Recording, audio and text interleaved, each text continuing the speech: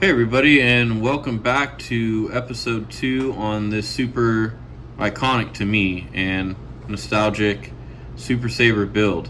We left off on pretty much the front and rear gearbox, so got the front rear rear box.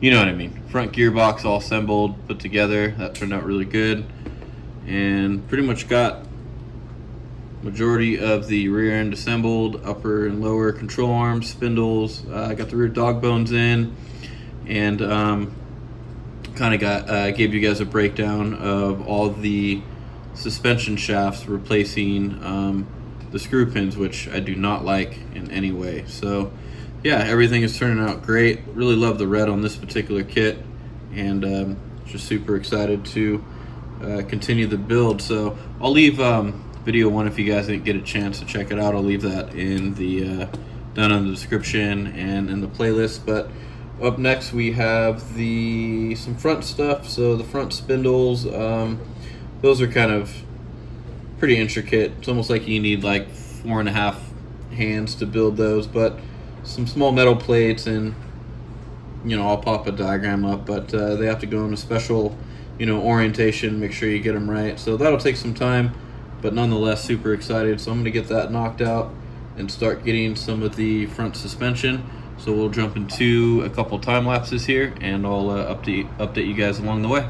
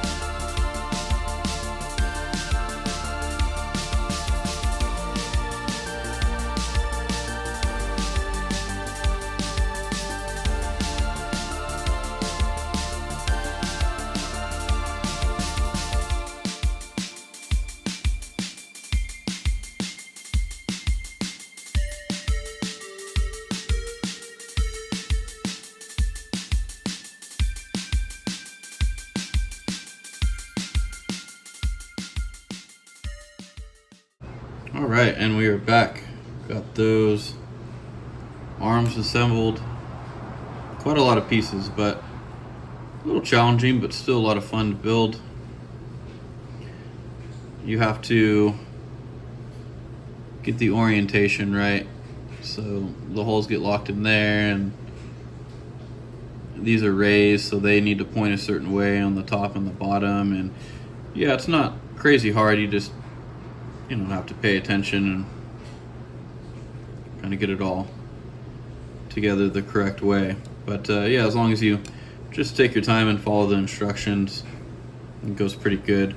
Brings me to another point. So I know I've kind of mentioned it before, but Tamiya's instructions are definitely some of the best in the business. If you've never really installed a kit, kind of looking at them can maybe be a little intimidating. I remember the first time my girl walked by and she goes, "Holy smokes, like what is going on there? You need to have like an engineering / rocket science degree to figure that out." But it's really not too bad. You kind of just have to follow the steps and just pay attention, and everything kind of works out. It also brings me to another point.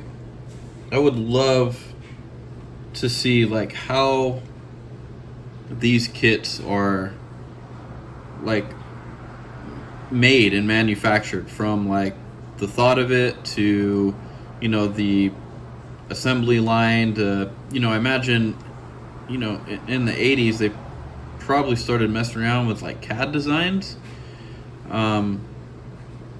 You know, almost like for those who know like how it's made videos, I would love to see, you know, a Tamiya kit come to fruition, from, you know, maybe from the imagination to like some sketches and you know, maybe the CAD designs, or I have no idea how they did it. So if anybody knows, jot it down in the comments or point me in the right direction of a video. But I would love to see how that is done. I mean, Tamiya also has some of the best box art, so I imagine a lot of their kits, you know, start out as just a drawing and kind of manifest from there. But, you know, from making a drawing to actually making it a full functioning buggy, to me is just simply amazing. And I think it adds to, you know, the overall kits. And this being what, late 1987, to me this is crazy. Like, this is definitely futuristic. So I definitely think that these kits are amazing to build. And if you really, you know, kind of stop and think, you know, this was in somebody's mind at one point, and they just really turned it into an RC buggy that you can play with. But yeah, if you have any insight or any info, would love to hear about it. Jot it down in the comments. But I think now we're going to start getting it assembled to the front gearbox. I still have to put the drive cups in, the bearings, and then yeah, start getting it mounted to the front gearbox. So we'll jump into another time lapse, get that knocked out, and then I'll be back to update you guys when everything's done.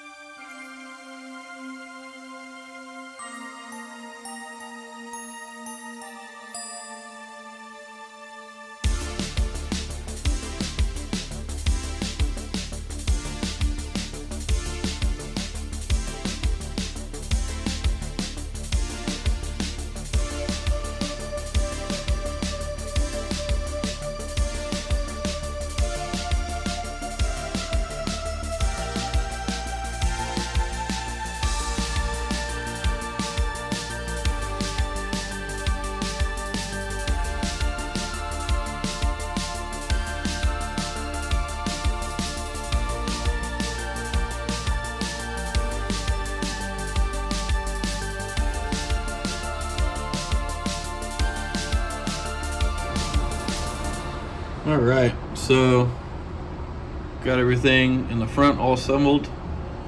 Got that front support brace on. So like I was saying, really the only suspension screws I couldn't avoid were, or suspension, screw pins I couldn't avoid were down here, just because they hold the front shock tower mount onto the actual control arm, and then it threads into both this piece and the lower control arm. So you could get a suspension shaft to do it. You would need a little bit longer one. My guess would be around probably 48, 49 to 50.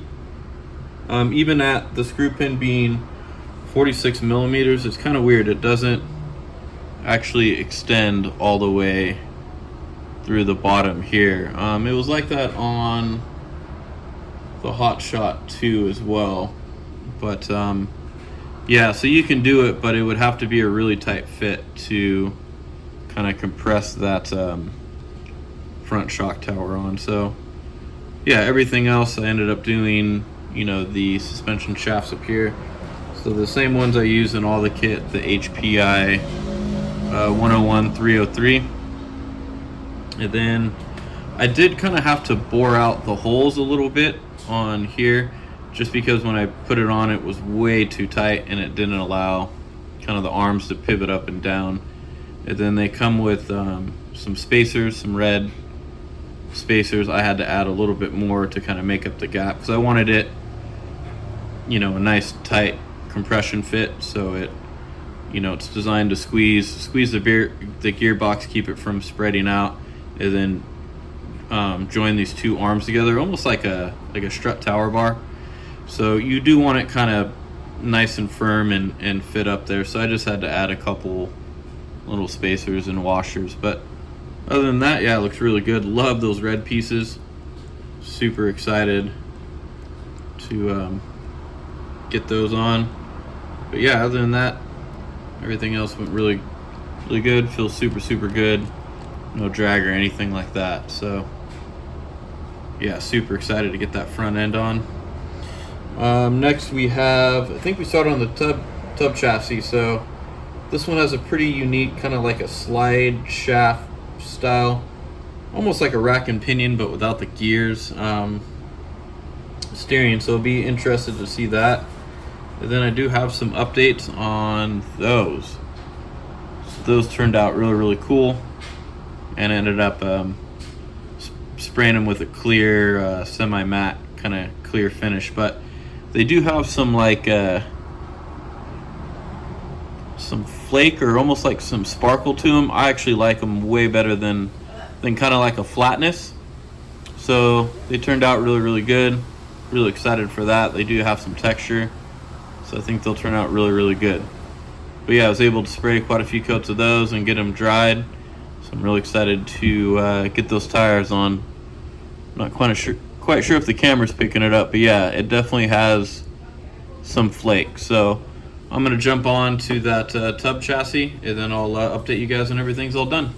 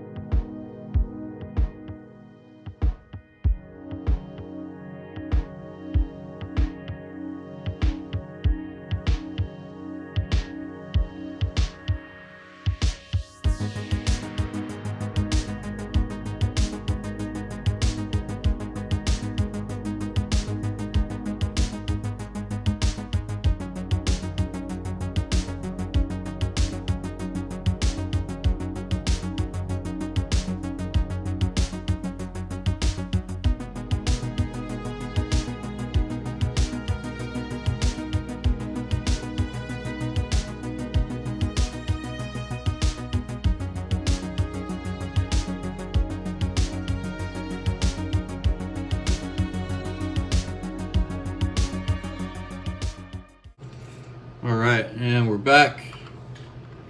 Got that tub chassis. I had to play around with these battery posts. So in the manual, it doesn't say it, but there's actually two provisions on either side that you can extend it out. So you have the holes inside here, and then you have the holes on the outside.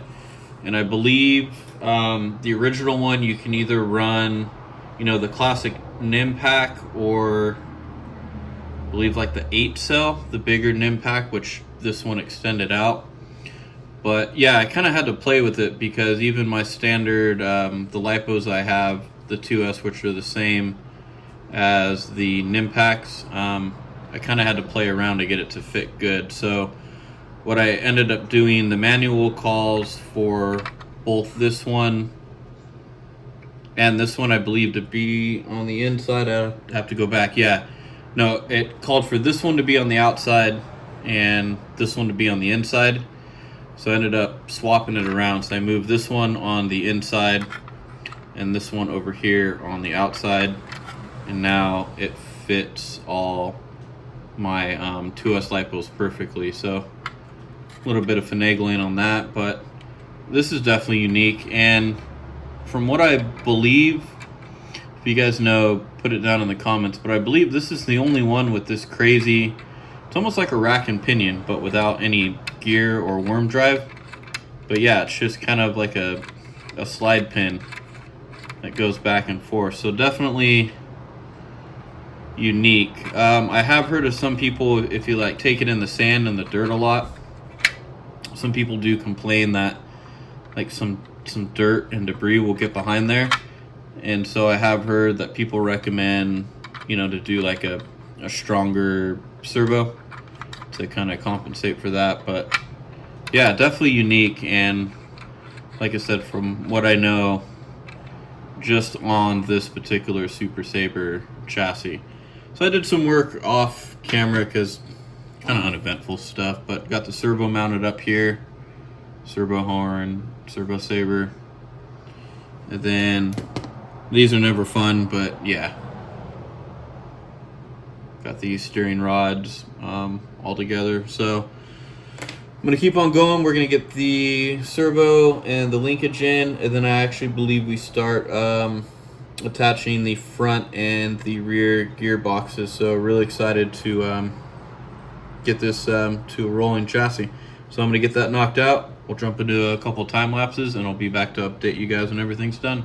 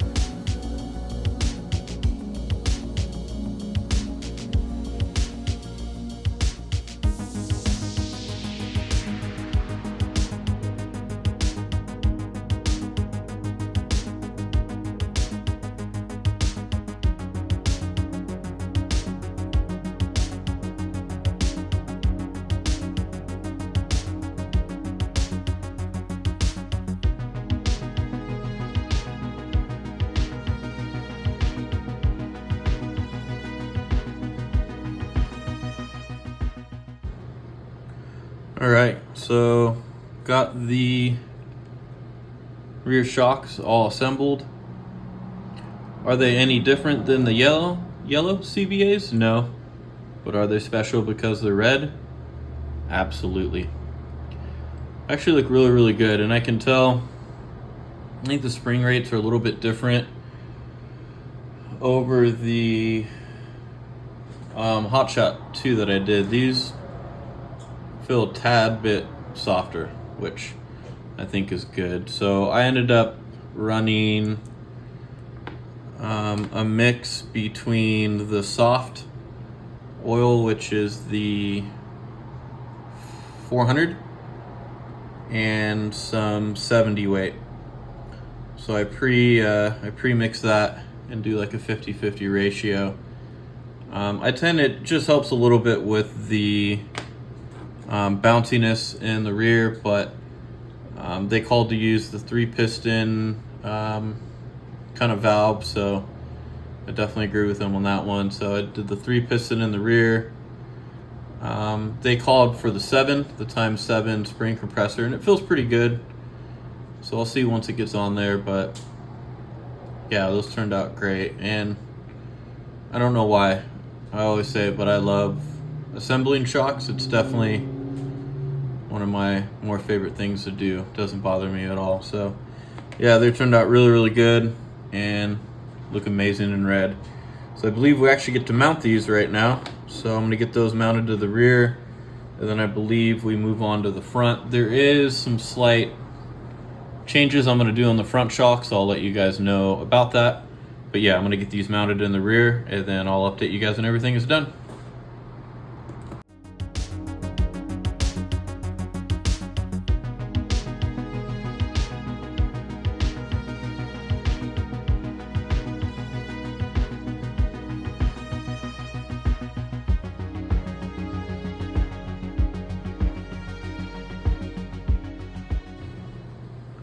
Alright, so got the rear shocks all mounted. Feel really, really good. Love the red. But yeah, everything went together really well.